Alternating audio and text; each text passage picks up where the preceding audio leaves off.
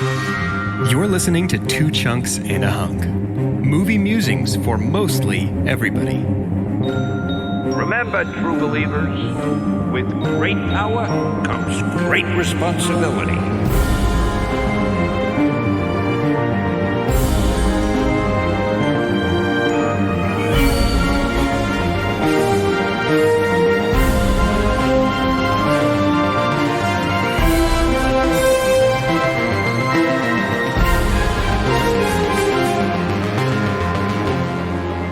And welcome to Two Chunks and a Hunk. My name is Jordan Wonders. It is. And this week I'm your chunk. I'm Doge, and hunks have a cost. They're not free. Not now, not ever. I'm Carter, and this beats all of the meat chunks.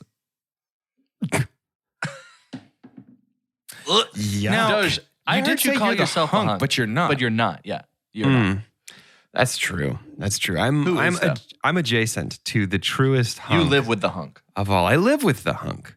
And the hunk lives with me. And that is because my puppy Bear slept through the whole entire night last night. Yay, Bear. Way to go, dude. And I think, so initially when I pitched this to the guys, I was like, yeah, Bear could be the hunk, but I really think I deserve it because that is a developmental milestone that he's not supposed to hit for a little while longer, but I am such a good puppy caregiver. I understand everything that he needs. I anticipate, and I have created. No, we didn't agree to this. I've created such a nurturing environment for this little life entrusted to me. I know this process is cavalier to you. He is developing rapidly. But we take it pretty seriously. You can't just throw that stuff around. I think you can't just take it. I think maybe it's more like he's just so tired of dealing with you that he'd rather sleep. So, let me try this. Let me try this approach. That door's locked. Let's see if this one's open. If he slept through the whole night without getting up to go TT, and he gets to be the hunk, I did the same thing. I did the exact same thing. But guess what? Also, I can talk. So that's two things I can do. Well, then we're all qualified for hunkitude. Except for I Carter. definitely had to. Carter did have to go. We literally talked about that. Chelsea had to potty you in the middle of the night. Yeah, I just go outside. Hey, this is a good time. This is a good time to talk about the fact that I don't like the verbiage you and Jess have chosen for letting your dog go pee. Potty the dog. It's like it's a verb. It's nasty. I don't feel like we chose that. I feel like that's pretty common. I've never heard it in my whole life. I've never heard that. You guys are crazy. Are you serious? I've never heard I've heard that in my go whole potty, life. but not like potty the dog. I've never heard it in my whole life. You're insane. No. I am sure we didn't make that up. Sure. I'm pretty sure you did. So what would you say? Let the dog out. I'm going to what? Let the dog out. But who did that? Nice. I know what you wanted me to say there. I know what you wanted me to say there. It's not that early. I was just like, no, who did? I'm still waiting for like, what do you mean? No, gosh. Who? Carter was about to legitimately fill in. Bet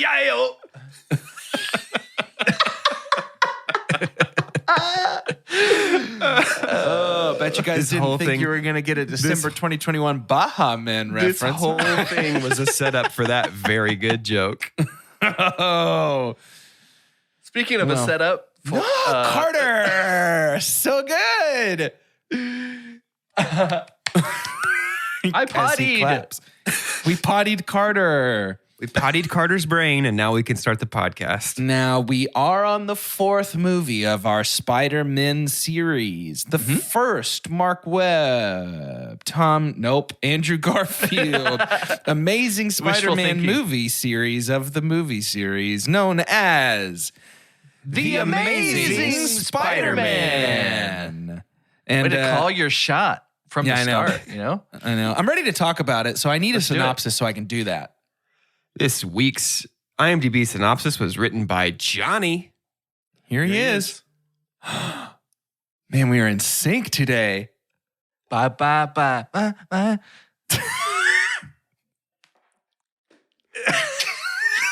Marionette. It's good marionette dancing for our audio medium. All they People are heard gonna was the love- back of my chair go. Gunk, gunk, gunk. People are when they hear you marionette dancing silently gonna in their love car while they're it, driving, dude. they're gonna love it. I do assume everybody's in their car when they listen to us. I assume every single person's in their car. That's a safe bet because when you're not in your car, you could do other better things with your life. When you're in your car, you might as well just listen to us talk. listen to us. Johnny writes, The Amazing Spider-Man follows the origin story of Peter Parker's beginnings as the world-renowned wall crawler. It's so repetitive. Origin After story being of beginning. bitten by a radioactive spider, Nice. Peter acquires amazing abilities which will help him achieve things one could only dream about.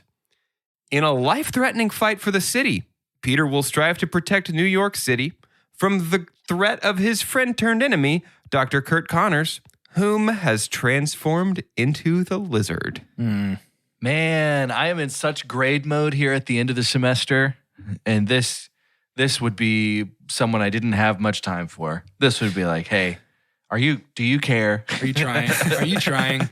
What's happening? Are you okay? So, okay.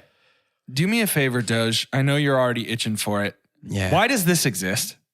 Because the studio could not come to an agreement with Sam Raimi for Spider-Man 4. And Sam basically was like, if you take as much control away from me as you did in Spider-Man 3, I walk. And studio was like, okay, we hear you. What about if we get more control than we had in Spider-Man 3? And Sam was like, yeah, that means I walk. And they had scripts and, preliminary casting. We talked last week about Anne Hathaway and Bruce Campbell. Like, we had plans for Spider-Man 4, and the studio just said, nope, we'd rather reboot and turn it into a kind of Hunger Games, Harry Potter competitor rather than a superhero franchise. Man. That's my spicy take on the tone of this movie and why it's so absolutely strange. Yeah, we'll talk about that in such depth, a lack I'm of sure. awareness. So of this. it's so funny. I feel like there are so many times studios take more control and a movie is universally across the board more panned than the ones where the studio had less control. But Spider-Man 3 made more money for the studio than the ones where the studio had less control. Right, but isn't there any logic to the idea that Spider-Man 3 was going to make a ton of money anyway because of the train picking up steam, right? Like, not if you're Amy Pascal and Avi Arad. You look at it and say, it made money because the Venom action figures sold, and Venom was our Right. idea, so we should get to be in charge of the others too. right. And I guess what I'm saying is it feels like, and maybe this is hindsight speaking, studios, I feel like, should begin to understand the trend that when they take over more control, a movie is typically less well received and frequently leads to an early end of a franchise. So I think studios are starting to realize that. Sony, I think, still doesn't understand that. Yeah. But I think other studios are starting to realize that. The other notoriously awful studio has been Warner Brothers with DC properties. Right. But as of late, DC's gotten to kind of make whatever, like we wanted to make a Suicide Squad that felt like a James Gunn movie. Fine, go ahead, do it. It took about 5 trips in a row for them to fall flat on their face. But now that their nose has been ground down to a fine powder by the concrete beneath them, they're finally willing to listen to some other input over Speaking at of DC, DC is the only thing I can think of that beats this for quickest turnaround time between franchise installments and a reboot of that franchise. Right. 2012 was Bale's last Batman, and 2016 was Affleck's first Batman. Mm-hmm.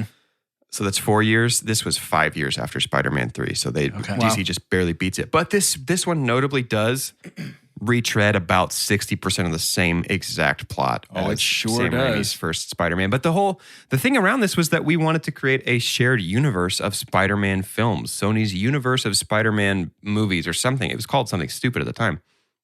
That's why, spoilers, I guess, for our discussion, way later we get this mystery figure in the post-credits scene who we don't know who they are, and they show up again in The Amazing Spider-Man 2, and we still don't know who they are. But this was around the time when Sony was like, we're going to make some Spider-Man movies. We're going to make some villain spin-off movies. We're going to make a Black Cat movie. We're going to make an Aunt May solo film where she's a spy during the 70s. Yeah. We're going to do all kinds of great spin-off movies, and people are going to be crazy wild about our cool Spider-Man universe. And it didn't happen because it's a stupid idea. The disconnect over at Sony is so strange because the Spider-Man video games that they are making for the PlayStation, the exclusive video games they're making for the PlayStation, and Into the Spider-Verse are collectively maybe some of my favorite Spider-Man content That's I have modern, though. ever gotten. That's modern, though. At this time, they were making things like Spider-Man Edge of Time, Spider-Man, oh gosh, what's that one? The Shattered Dimensions, the ones that were pretty poorly received, and they felt like they needed to like reinvent the open world swinging formula and tell weird, interesting story. I think they were not successful with Spider-Man. I think Spider-Man has not been a successful franchise, really, because in the comics at this time, we were also, I think it was the beginning of Dan Slott's run, and Dan Slott is my least favorite writer that has ever written Spider-Man. Maybe my least favorite writer working in comics right now. But I think Spider-Man as a franchise was in pretty bad shape. Yeah. Up until about 2015. It's a great point. Yeah, it's. Is it a great point or just a lot of words that I just said? A lot of information. I do think it's a good point. I think it's easy to forget that there are 5 years. When did this come out? 2013? 2012. 2012, yeah. 2011 maybe. So there are 6 or 7 years between The Amazing Spider-Man 1 and the first Spider-Man Sony game that was actually good. Since that was 2017, right? Themes. Yeah. 2018, I think. I don't know. My time's all off. 2018. My point is, it's easy to forget how much time has passed between these two things because we got Civil War and 2 Spider-Man movies and 2 Avengers movies with Spider-Man in it, like all in that time, kind of. And so it's easy to forget that, I think. But I feel like there's a lot that has lined up in the history of Spider-Man and just kind of knowing Peter Parker as the character. Mm-hmm. There seems to be this aura around like, come on, man, you could do it. It's like because there's been failures and stuff to come back. Because I remember how excited people got to see Spidey swing in Civil War. Oh my gosh. And it's just because I think you don't really get to do that if another character in the MCU had failed that much, right? There's something about this kid that you're rooting for and just the spirit of Spider-Man. That's like, you can do it. Let's give him another shot. One more shot. Well, and trying to pull this out. There's something about Tom Holland that is intensely rootable. Yeah. Well, and Toby helped. Tobey Maguire's Spider-Man also is massive for that, but it helped. That's why I was so my super dump, and I don't usually try and dump this early, but my super dump is the tone. This movie. Dang. Okay. Then yes, I'm jumping on board. My super dump is the tone. Why are we trying to make a CW dramatic show film? It's just like, I'm not supposed to. Well, I have to laugh. Yeah, think about what has torn up at the box office recently. Marvel Phase 1 has not really torn up at the box office. This was already pretty much done when Avengers came out. Avengers was the first real smash, yeah. Avengers was one of the Marvel Studios' first like major like event films of like everyone has to see this. I mean, Iron Man was a smash, but the sequels to Iron Man all didn't do as well. Yeah. But then we've got The Dark Knight, Batman, gritty. Yeah, like that is what has been thinking tearing of that up. too. So they're like, we got to make one of those with Spider-Man in it. That's so dumb, dude. But they missed. They even missed at that. That's why my super dump is that, because it tried for gritty and it ended up just a CW show turned into a Spider-Man movie. It is. I mean, it's like intensely young adult. It is. Yeah, it is. You're right with the Hunger Games, Maze Runner, whatever. I mean, it's also Webb has done like romance movies too, right? He's probably better known for like rom-com stuff. Yes, yeah. This Spider-Man movie is a popped collar. Yeah, that you can watch on screen. That's all it is. So Mark Webb, I had to look this up. I thought I was right. Mark Webb is 500 Days of Summer. Yeah. This is our same director as 500 Days of Summer. Right. So this is like, and I remember at the time they made a big deal about like we're bringing him in so that he can totally nail the like romance elements between Peter and Gwen and bring like a more real world grounded. As I look back on it now, it's a referendum on Sam Raimi's intensely stylized form of directing. Right. But yeah, they made a big deal about bringing him in. His ability to do romance is, to me, not in question. He does a good job with that sort of like high school heart fluttery kind of a thing. Yeah, sure. But to me, when romance becomes the central point of a Spider-Man story, the focus has shifted too much a little bit. Yeah. In a movie, certainly. Well, Yeah. let me put it this way. In an origin story of Spider-Man, Yes. if romance is your main plot point in a Spider-Man origin story, I'm open to all forms of Spider-Man stories. I'm just saying, when you're trying to tell how he becomes Spider-Man and let us get into the suit with a new character or a new actor playing Spider-Man that we need to get used to, but you spend a lot of time focused on romance instead. Yeah. And out of that romance does not come the lesson of, I guess I just wish that he had learned Spider-Man puts Gwen in danger himself rather than having Captain Stacy shove it down his throat at the very last second. Yeah. Yeah. Does that make sense? Like it feels like that's something Peter needs to wrestle with rather than be like, well, her dad said it. So Yeah. I don't know. There's a lot of potential good here. Yeah, There's really a is. lot of potential good here in this movie that is wasted by a complete swing and miss in terms of tone. And we have to stop. I'm thankful for the MCU here because we have to stop retelling Spider-Man's origin story by using the first 70 minutes of our movie before he ever puts on a suit. Boy, it's slow, isn't it? Oh, it's miserable. It is Boy, it's slow. miserable. It works in the Tobey Spider-Man only in 'Cause we retrospect haven't seen it. now, but 'Cause we haven't at seen the it time because we before. hadn't seen Yeah. it, right? And there were a lot of people probably unfamiliar with the totality of his origin story. But here, man, come on. I mean, it's the same reason that Robert Pattinson's The Batman isn't a Batman origin story. We get it. Yeah. Yeah. Parents You think died we're scared gonna- of bats. Let's move on. You think we're going to watch his parents die in that, though? Yeah, probably. I think we're going to see the pearl necklace one more time. Yeah. Have 'Cause you to. gotta do Same it. scene, the actual same scene, though. You got to do it. They're just Yeah. going to reuse rip the it. footage. They've already got that footage. Yeah. Just rip it. I will say, I think Sony probably recognized we don't want to do the exact same origin thing again. And the little special Sony sauce that they put on it is my super dump for this movie. Mm. I think it is profoundly stupid that we turn Peter into a kind of, it's almost a chosen one story of like, my dad was the one who invented the experiment that let me be able to get Spider-Man powers. That's so stupid. It That's is very strange. it is a dumb story element in general. I am not a fan overall of Peter's heritage being special in any way.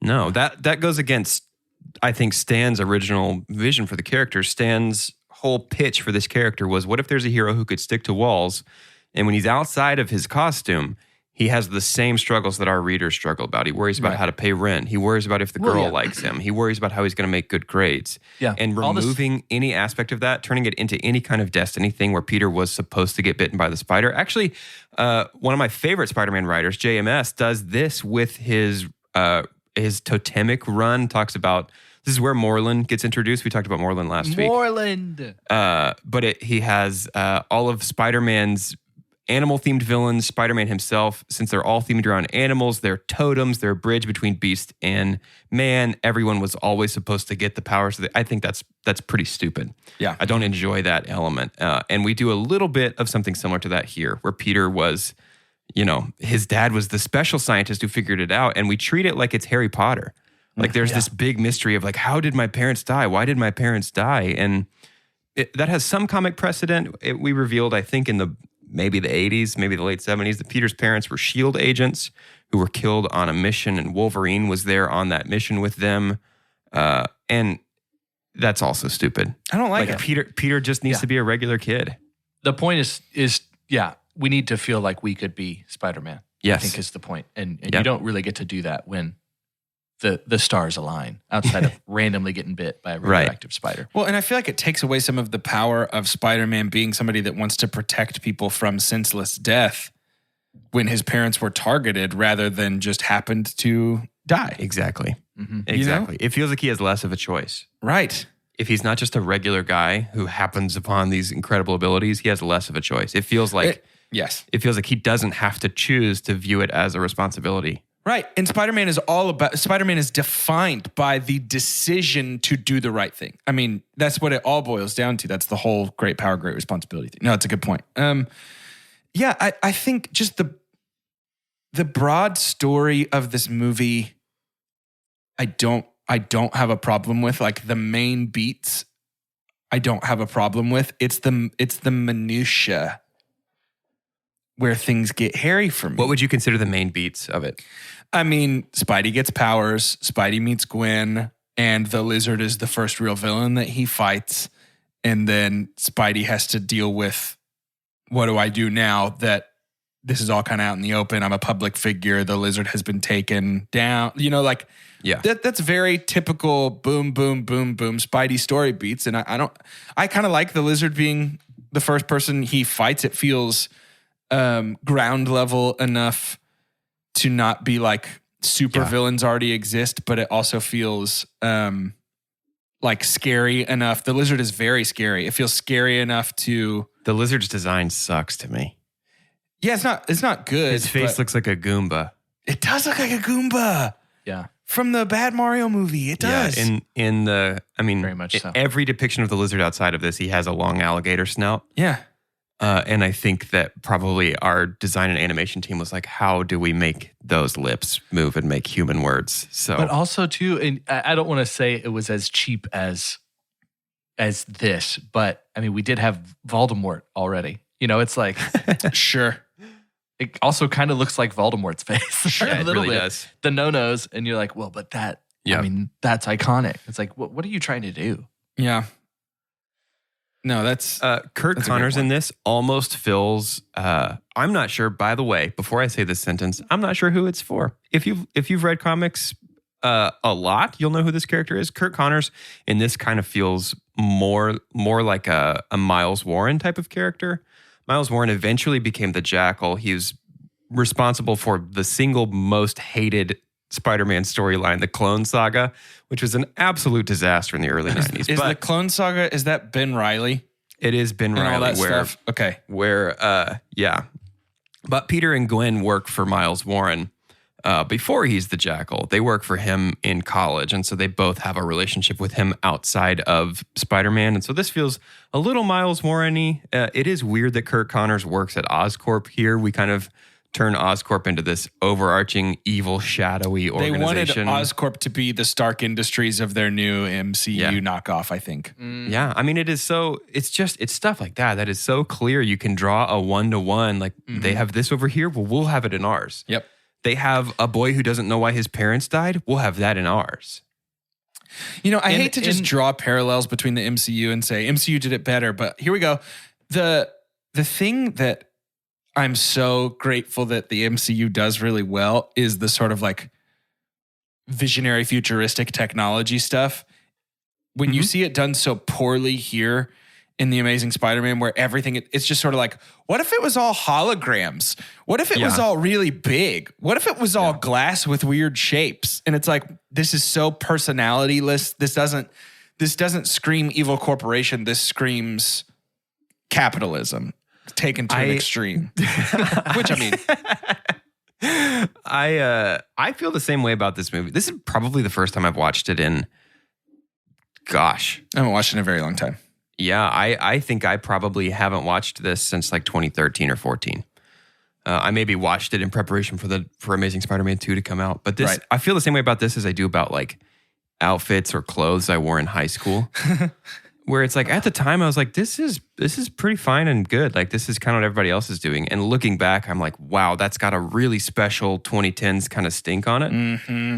This is the 2012est, like generic 2012est blockbuster. Yep. That I've seen in a long time. Yep. Yeah, it was a really unique experience for me to have it in the middle of just this massive Spidey ball pit that we've just been swimming around in for so long. This was your first time to see it, right? Yeah. And I just couldn't, right.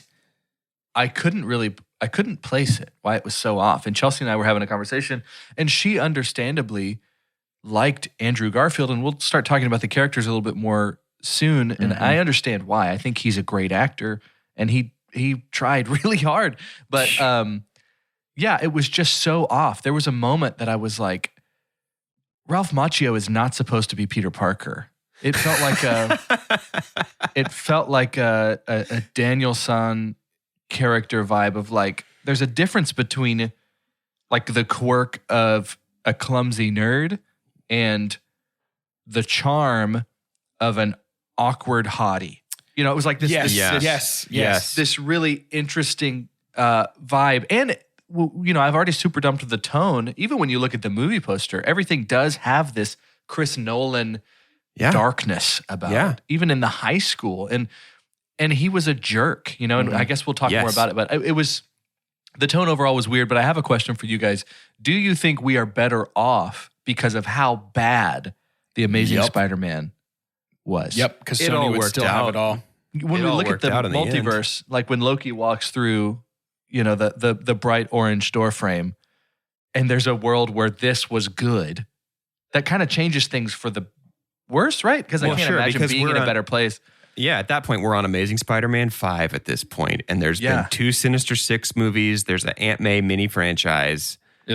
That's the thing that I will never, ever forget. That Sony, in their infinite wisdom, was like, let's make an Aunt May solo spin-off movie about her being a spider in you're the 1970s. serious? Yeah, that's a real thing. That's real. Like an Agent Carter type thing? Essentially. Yeah. Although knowing Sony, it'd probably end up being more like Wanted or something. Yeah. Aunt May can build bullets. Curving bullets. No, Carter, I'm glad you bring that up. This movie, like, Peter is pretty mean-spirited in this. Yeah, he is. He's kind of a jerk. Yeah. So, And their whole thing when they were writing this, I remember, I guess maybe at some point I watched every special feature on the Blu-ray because I have a ton of behind the scenes, like just memories of them I'm so talking about shocked. this. I know, it doesn't sound like me, right? Their whole thing was like, it's different to be a nerd and uncool in high school now than it was in the 1960s and 70s when Peter was first written. And it's like, okay, but that doesn't mean you're a jerk. Right. Yeah, I don't know. I just don't. I was like, don't like Peter. Did I miss, you know, like pausing the frame a few minutes before, I was like, was there a symbiote? Did I miss something crawling up inside him? Here's the thing. They can say that all they want. It's different to be a nerd now. The dark, brooding skateboard kid has never been a nerd in his life. No, he's a loner. He's not a nerd. Yeah. Adults That's can think it's different, dorky yes. sometimes, but like he's a loner. He's not a nerd. You're absolutely right. I think that, and I mean, it's no secret. My favorite, in totality, my favorite iteration of Spider-Man, I think, is the Tom Holland Spider-Man. And I think he's the Goldilocks of both Spider-Man and Peter. But I feel like Tobey Maguire leans very hard into the dork. They're all three nerds, right? If we're going to talk about this distinction, they're all three nerds. All three of them are very smart, very into science, and have, you know, Andrew Garfield has the sort of like Raspberry Pi whole situation in his bedroom with the little self-locking door and all that stuff. You know, Toby's But Peter even for has 2012 everything. has the oldest computer monitor. Right. Toby has everything about him is dorky and nerdy. And then obviously Tom Holland is incredibly smart and nerdy in that way. And they each have aspects of dorkiness to them, but Toby is very dorky. Andrew Garfield is almost not dorky. There's not a nicer way at to all. say it, but it's his face. It's Toby's mouth. Yeah, he's got dork It mouth. is Toby's mouth and eyes. Yeah. But yeah, Toby's Peter is very dorky. Andrew's Peter is almost not dorky, almost at all. No, Except for the He's fact cool. that he wears his dad's glasses that happen to be the perfect prescription for him. But That's so stupid. whatever, man. That's so dumb. And then We didn't need an origin story. How did Peter Parker get his glasses? Where did those come from? Nobody's ever They wondered were that. his dad's. Oh. And then, anyway, my last point is that I think Tom Holland threads that needle much more nicely than the others. I have a new segment that I would like us to do that I'm working on. It's called Notes from Jordan's Phone. These are notes, just stream of consciousness notes that I took during my watch of the movie. So do Carter and I get up and walk away during this part? Yeah, you guys can go do whatever you want. This is your solo acoustic set in the middle of our full set? You two are my tennis partners who must send my serve back. You know what I mean? Okay. Cool. But we're not going to do that right now because it is time. you teased. I know. Stick What around. a trailer. Coming It's soon. because his notes are also on the app that shows his timer. I wish I could have those both on my screen at the same That time. would be smart. But it is time right now to head on over to shout announcements. Shout announcements. I stole that from Nickelodeon.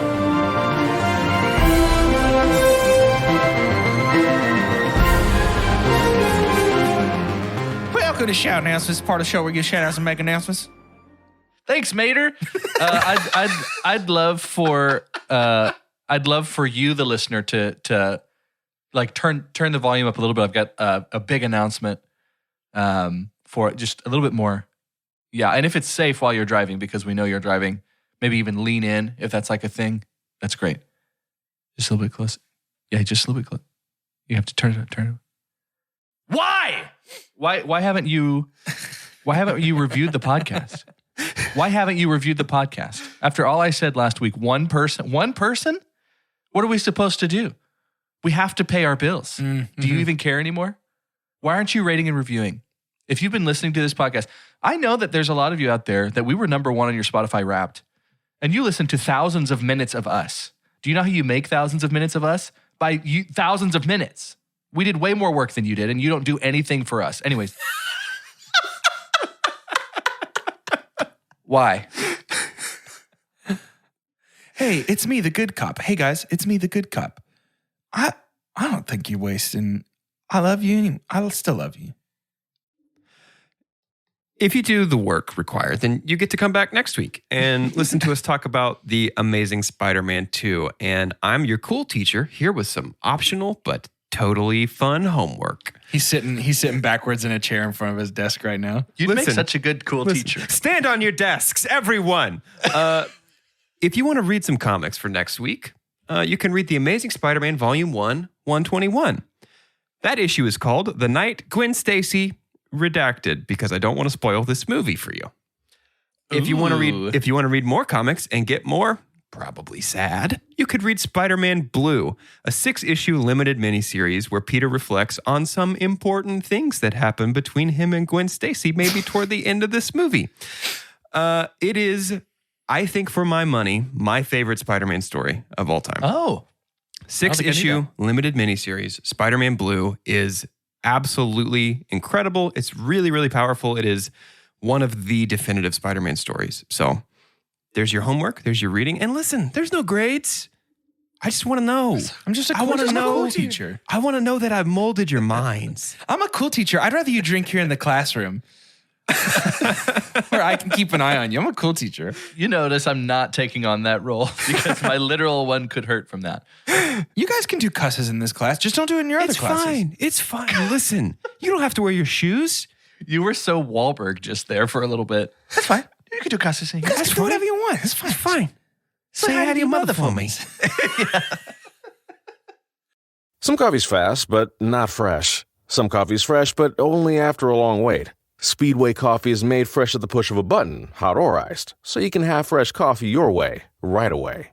Find a store near you at speedway.com/locations.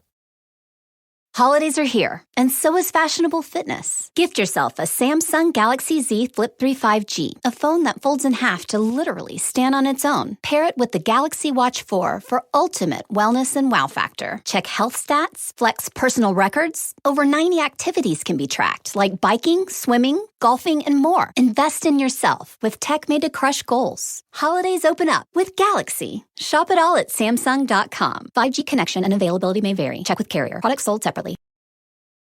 Notes from Jordan's phone. He tried to make sure it sounded just right for the new bit. He's been practicing that. You want another take? You can have another take. Note number 1. Did the spider bite him with its butt? Why is there webbing attached to the spider bite? Ooh. So because I had seen the Tobies before, it was like, okay, when she's doing the Lord's Prayer, cover your ears. I had no warning for pulling web out of neck. Clink. Yeah, it makes that a little was weird. The nastiest. Yeah, so like pimple pop situation. Did it bite him with its butt and then just, how did you not feel a thick spider like that just dangling in your shirt? It was hanging on him. Yeah. Oh. No, thank you. I didn't care for the spider bite in this one, by the way. No, I'm just saying that spiders don't have thread from their mouths. What's going on here? You know. Note number 2. Hey, don't enter the bedroom window first for a first date. No. Swing and a miss. That's insane. Hey, Andrew, that's insane. Hey, Mark Webb. Yeah. That is insane. And Dad's a cop. He's the chief Oh of my police. God. That is the cop. That is George Stacy, who I absolutely forgot was in this, or I would have told you all to read The Amazing Spider-Man Volume 1, Issue 88. That which is called The Arms of Dr. Octopus, but it also features the death of Captain George Stacy. capital C R.I.P. cop. Third note is this. Lizard Mouse is pretty terrible to look at. Oh, that was terrifying. I did not like... Yeah, big time. Was he eating the other mouse? I believe so. Okay. I believe so. Graphic. Fourth note here, a little throwaway line that I really appreciated. I laughed. Do I look like the mayor of Tokyo to you? Fun. Was very funny. Fun. I did like that. One of the few times I laughed out loud in this movie. And that's the trouble. I know. I wasn't laughing. I will say the other time I laughed out loud is Peter's revelation that tiny knives are his weakness to the carjacker. I did think Yeah, that was funny. fun. It felt like Spider-Man. Last, my final note, and maybe my favorite of this list. Did no one call the news when Peter dented a goalpost with a football? There's so much of that. Did nobody on the subway be like, wait, I saw doesn't that care kid about his stick to the identity. ceiling. Right. Isn't that what the spider one does? Right. Yeah. I'm just saying when a skinny high school skater nerd throws a football so hard that it dents a goalpost, I mean, and he at that nobody point was like, let's call someone. hasn't he already Harlem Globe-trotted the basketball in the gym and like smashed the rim? Yeah. yeah, what a weird way to CW. because- CW. to dunk CW. It's because we're trying to make it cool for the teens. That's why the first They thing he does love with his dunks. spider powers is so many Did you ollies hear with what his song they skateboard. had playing during that? Dude, I don't want to be anything other than what I've been trying to be lately. dude, the Coldplay song while he sadly skateboards Why? sucks Yeah. so bad. It is so 2012 though.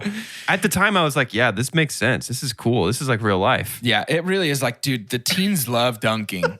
He's Yeah. got to dunk. If there's one thing teens love, it's half-court dunks and ollies. So Also- Spider-Man has to do both of those. This is the most California high school in the middle of New York City. Here we come.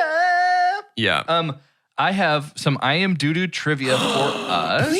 Excellent. There's lots of it out there.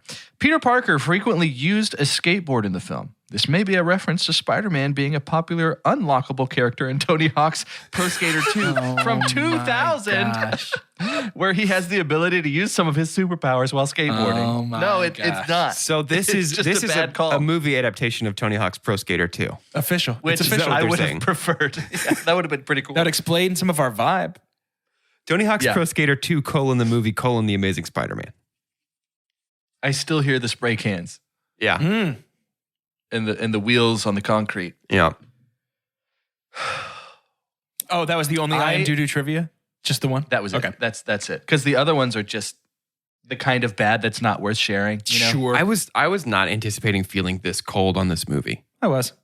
Going into the watch, I was like, I remember liking that when it came out. And then like by 30 minutes in when I was watching it, I could not wait for it to end. Yeah. The suit did not looks enjoy this. steampunk almost. I don't like it. hate the design of this suit. Yeah, I don't like it. He looks like a basketball. Yeah.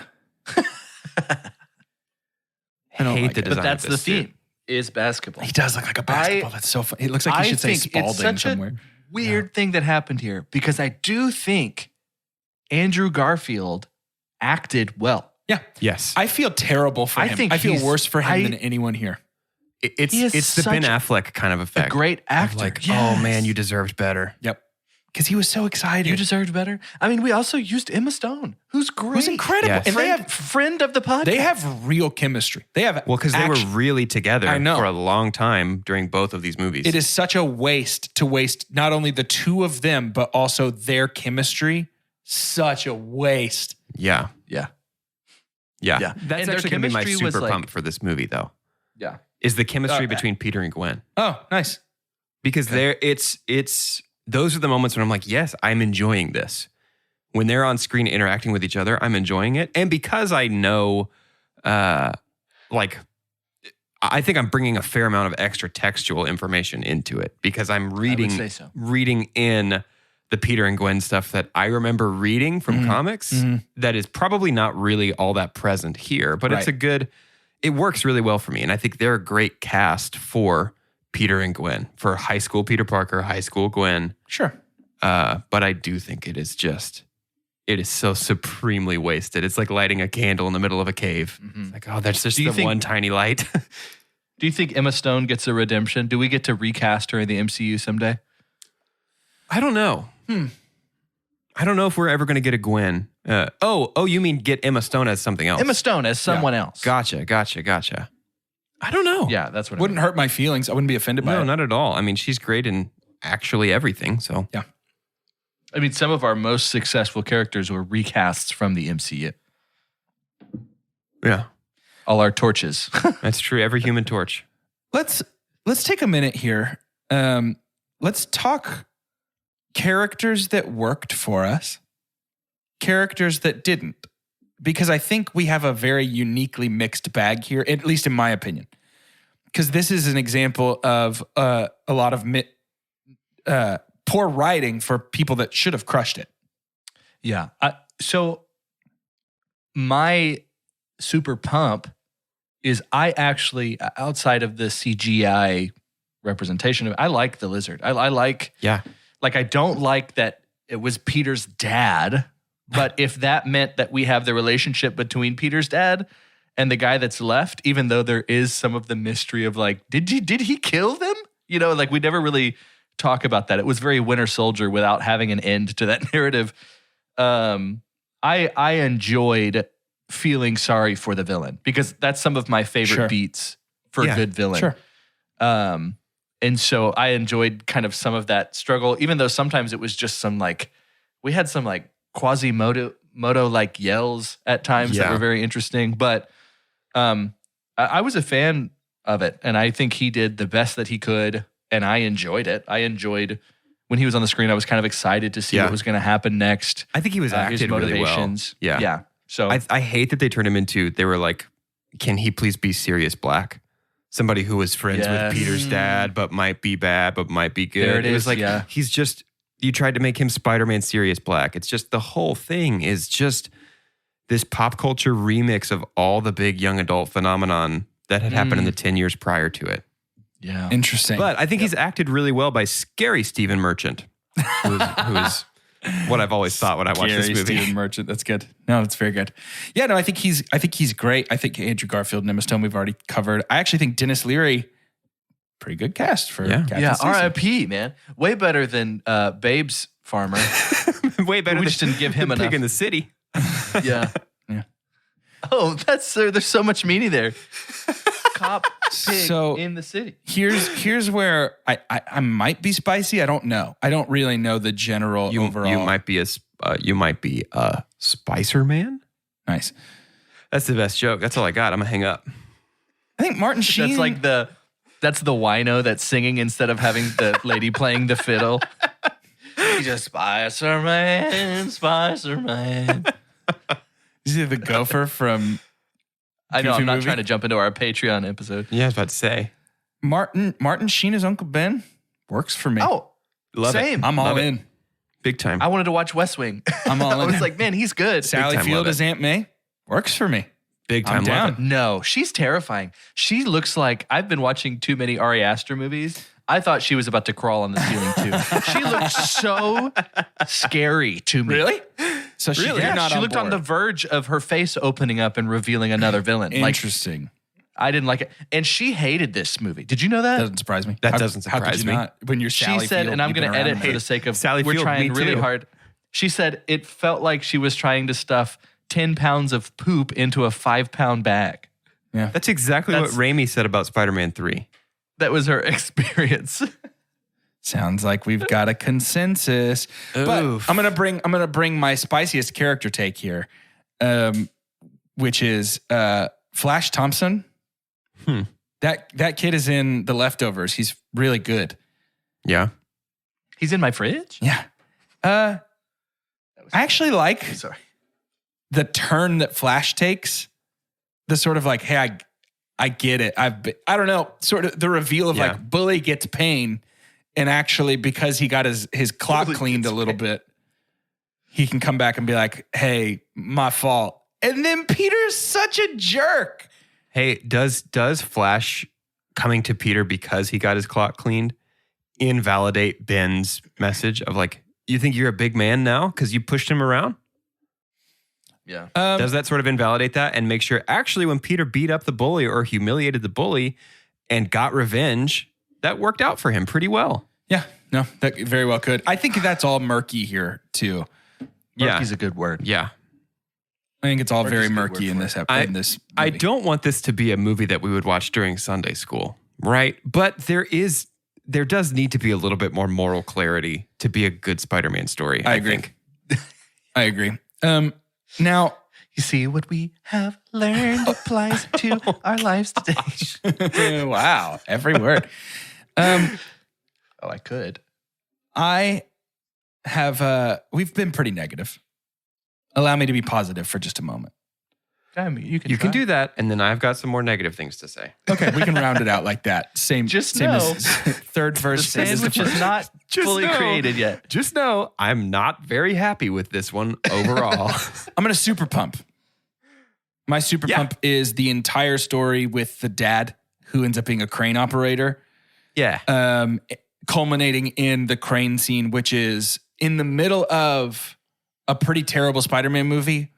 One of my favorite Spider-Man moments ever. Yeah. When I like that a lot. When Peter hands the kid the mask and is like, put it on, it'll make you stronger. That's so good. That's so Spider-Man. Somebody gets it somewhere in there. It sucks because it's covered in doo-doo, but someone gets it. He pulls the kid out, he rescues him, and the dad is like, who was that? That's my son. That was amazing. Thank you. Then when he recognizes that's the same guy and he needs my help, and all the cranes turn, and Spidey's like, here we go, and makes it to Oscorp. Oh, that's what I'm talking about. It's the train scene. It's the same sort of vibe of like New York helps their boy right back. Yeah. Like Spider-Man's ours. We can get mad at him. We can, call him a menace. We can get mad because he broke our windshield, whatever. But push comes to shove, we can be mean to him, but you can't, Lizard Man. So let's do this. And I also love it. Yeah, I like that scene too, but it does feel like a tangible representation of Sony just trying to do too much. 100%. It's like it is far more impactful for me for someone to just use their body and stand in front I of completely agree. Yeah. the villain. I completely rather agree. than, okay, we're going to spend 4 minutes. Do you remember in Return of the King where they light the torches? Okay, Yeah. we're going to do that. Yeah. Yeah. We're going to do cranes though. Yeah. And it's just like, It feels like agree. It was good. Still I don't. can't confirm this. This. It feels like that scene was written for Spider-Man 4. Because Spider-Man here hasn't done anything except for hunt down a bunch of dudes with long blonde hair. Yeah. Oh, that's true. He's done absolutely nothing. He saved a kid and a couple cars on the bridge, but we've not had, even the Tobey Maguire Spider-Man 1, we had a montage of him Spider-Manning through the city and doing stuff. He hasn't done anything here. He literally has been on the bridge one time. But other than that, he's just hunting down dudes who all look the same because he clearly has a grudge. Yeah. the Kurt Cobain, the Nirvana cover band Exactly. was worried. Exactly. Yeah. And I buy that saving that dude's kid was enough for that dude to help him. It's not that. Sure. It's just... But it's the call to action on his radio of Spider-Man needs our help and we got to help him. And everybody's like, absolutely, we love Spider-Man. See, the reason that scene works for me is I got the vibe that he's probably a good dude as well and was calling in favors people owed him. Not necessarily Spider-Man needs help, but more like get him on the phone. Just trust me. Just do this thing. It's kind of the vibe of the scene to me. That's why it works for me. I'll be totally honest with you. I was at that point slightly dozing off because of how bored I was. More with like this dozing movie. off. I was dozing off. I know. same I know. page. Listen, I know. That's an easy one. at us. That's a free one for Look you at guys. us. That's your center square on bingo. Thanks, Yeah, Sam. I don't get me wrong. This does not save this movie, in my opinion. It's just the diamond in the rough here. It's a really great Spider-Man moment, made fuzzy by the surrounding Bad circumstances. movie around it. Yeah. Absolutely. Absolutely. Yeah. And it does feel symptomatic of like everything Toby did, we have to do twice as hard. Yeah. Uncle Ben doesn't get passively shot. Uncle Ben is actively trying to disarm a robber and gets killed while he's trying to be. It's like, it reminds me of Jonathan Kent. Somebody getting throws a shuriken through his neck. Exactly. It reminds me of Kevin Costner getting sucked up in a tornado in Man of Steel. Yeah, right. Why on earth does he have to die in the most bombastic way possible? Yes. Right. Oh, no. Yeah, I think that this movie suffers far more than it succeeds.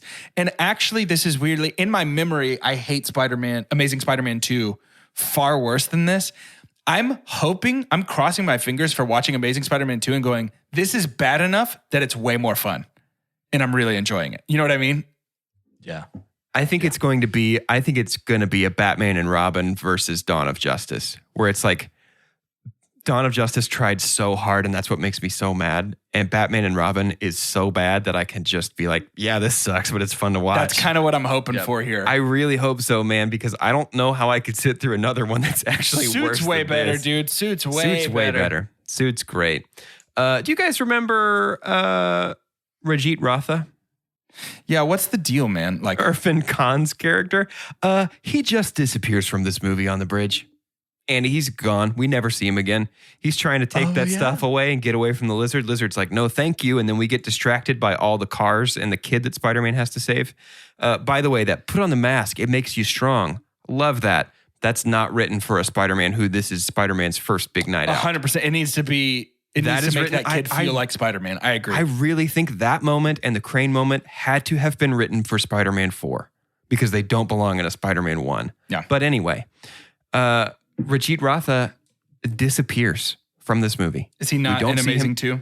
He's not in Amazing Spider-Man 2. We don't see him again. He's gone. We never see him again. That's our multiverse moment to be like, well, that's when Thanos snapped. Yeah, he's gone. Was he ever really Wow. here? Or is he like Frosty the Snowman? He's just, Who knows? He's all the memories we made along the way. Thumpity thump thump. Thumpity thump Gosh. thump. Look at the Rajit lizard go. The lizard. The lizard is visited by a mysterious shadow figure Ghost of Spider-Man Why? past. whose identity we never reveal in this or the next. I thought it was Norman Osborn in the first time I watched it.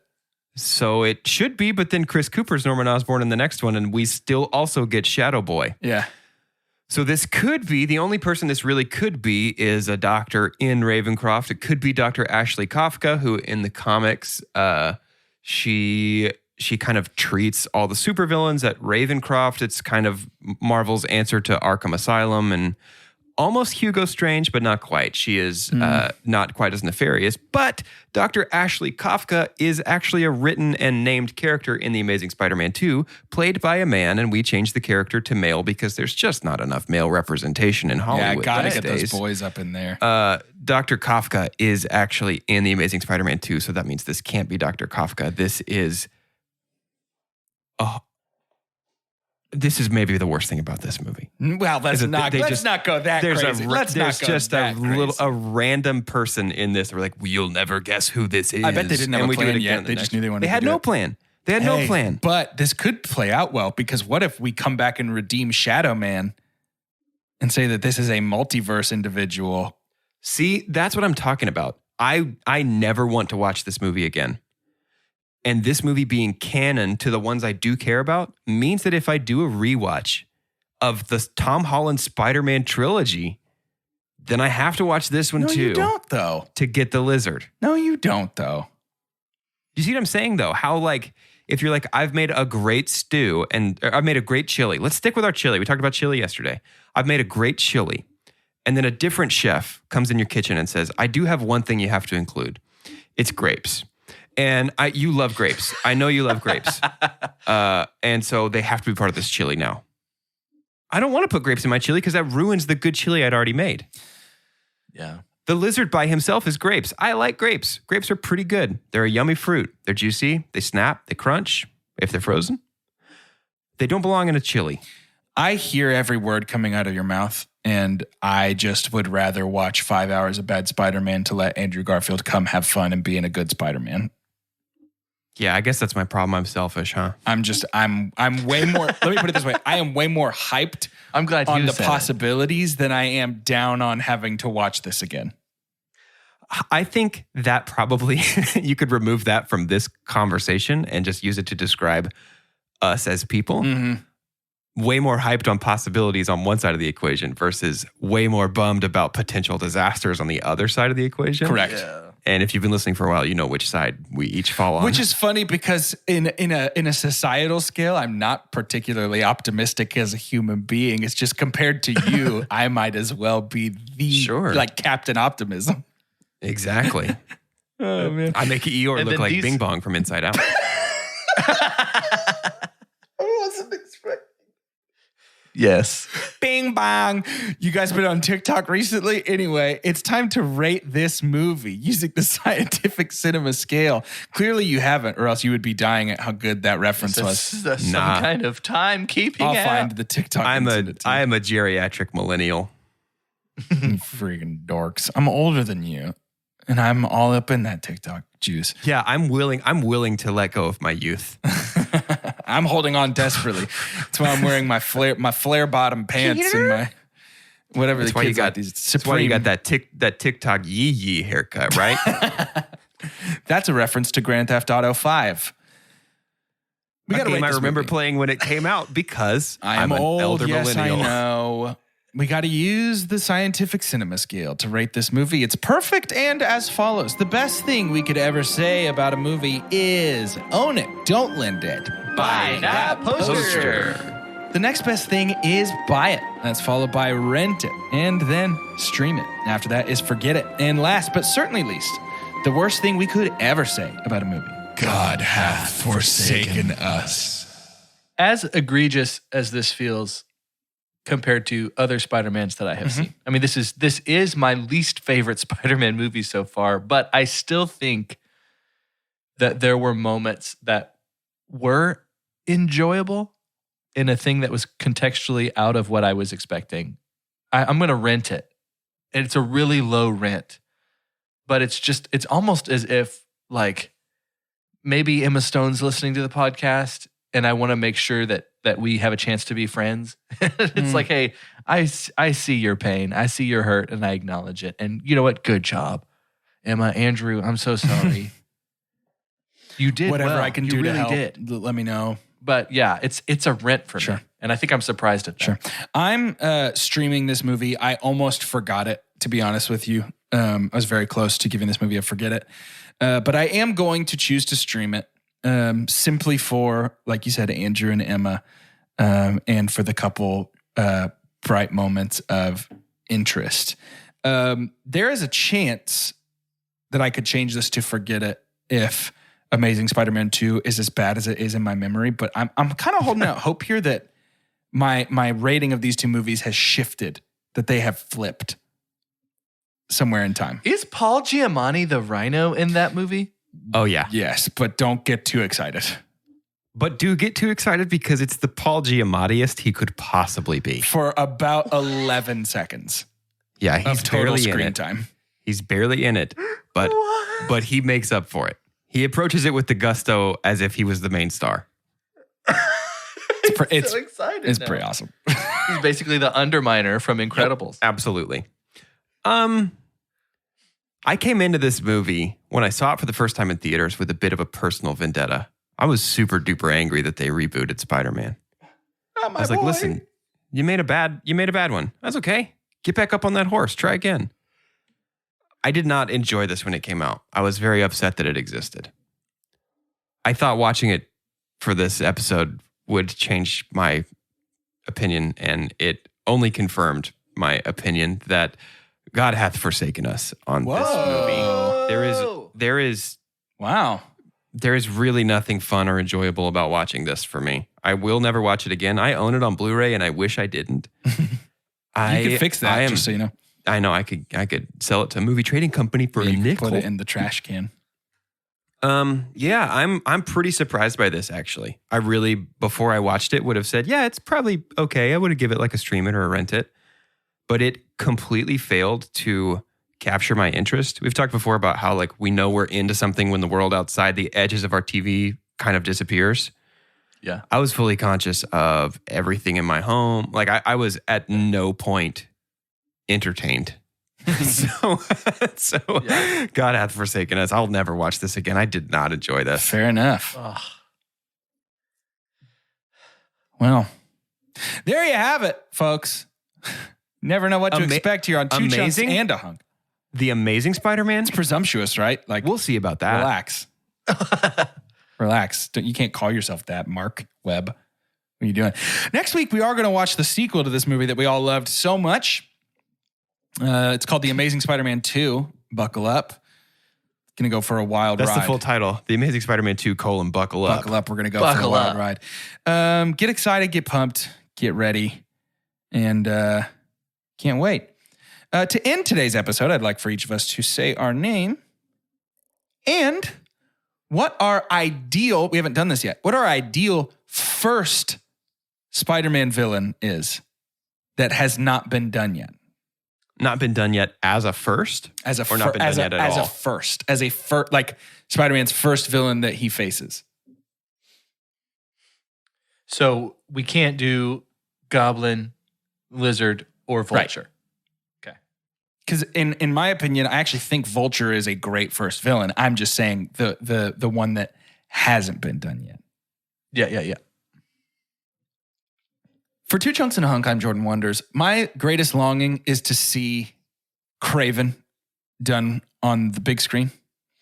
And I think setting up Kraven as a lower stakes first villain to then later come back as a huge stakes villain could be really interesting. Sort of go the Ultimate Comics route where he's basically a Steve Irwin type figure. He has like a reality show and comes to America to hunt Spider-Man. Vendetta is born. Like the true, like, I will stop at nothing vendetta is born at the end of the first movie when Spider-Man beats him. And then we could spectacular Spider-Man it, where in that adaptation, he doses himself with experimental animal power juice and becomes like a lion man. Yep. Like a Thundercat, basically.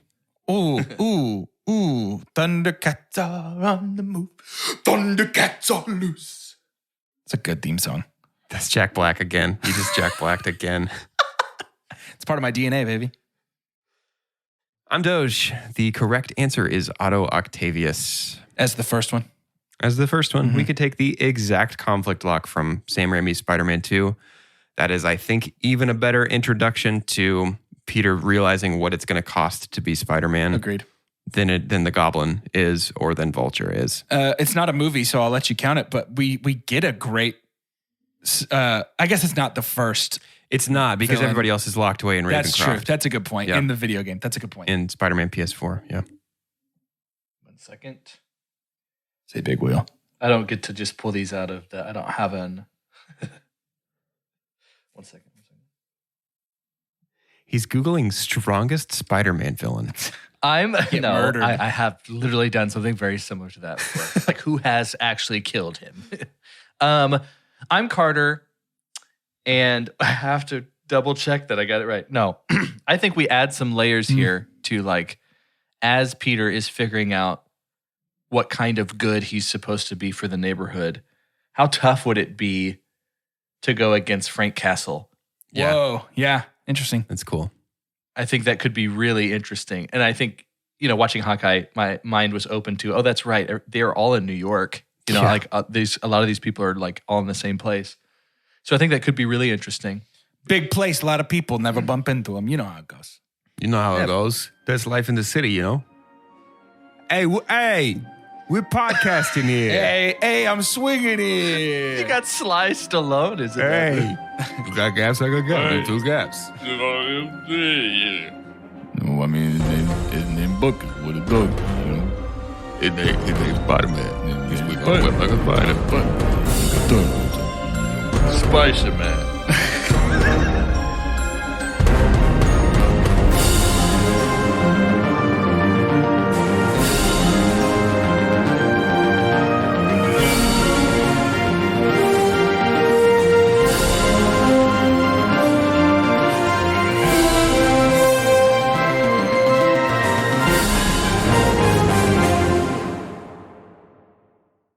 Some coffee's fast, but not fresh. Some coffee's fresh, but only after a long wait. Speedway coffee is made fresh at the push of a button, hot or iced, so you can have fresh coffee your way, right away.